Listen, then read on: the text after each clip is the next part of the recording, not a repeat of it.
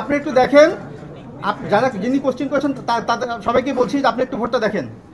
আপনার ভোটটা দেখতে পাচ্ছেন যে উনি একজন প্রার্থীকে ভোট দিয়েছেন, নাম বললাম না, উনি দেওয়ার কথা ছিল ঠিক, বাট সাইন করেছেন, টিকও দিয়েছেন, সাইন করেছেন। আমি ব্যালট পেপারটা মিডিয়ার সামনে দেখাচ্ছি যে একটা দেখতে এখানে আপনার যে একটা ভোট বাতিল হয়েছে। এখন আমরা কোনো সিদ্ধান্ত দিব না, বাট আগেই বলে রাখি, এই যখন আমরা ক্যাটাগরি 3 ব্যালট পেপারগুলো নিলাম, দুইজন প্রার্থী আমাদের একদম রিটার্নিং অফিসারের পাশেই ছিলেন, একজন প্রার্থী কিছু দূরে তার একজন প্রার্থী ছিলেন, তারা ফিজিক্যালি দুজনই ছিলেন, তাদের কোনো এজেন্ট ছিল না।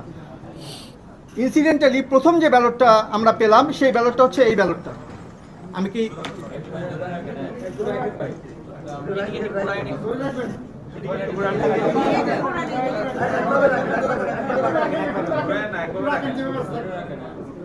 সবদিকে একটু ঘোরাবেন, এদিকে একটু ঘোরাবেন ভাইয়া। হয়েছে? এটা কি বাতিল হয়েছে? আচ্ছা, পরে আসছি।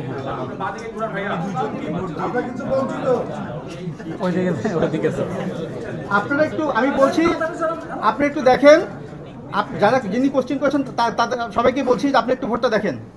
আপনার ভোটটা দেখতে পাচ্ছেন যে উনি একজন প্রার্থীকে ভোট দিয়েছেন, নাম বললাম না, উনি দেওয়ার কথা ছিল ঠিক, বাট সাইন করেছেন, টিকও দিয়েছেন, সাইন করেছেন। এখন এখানে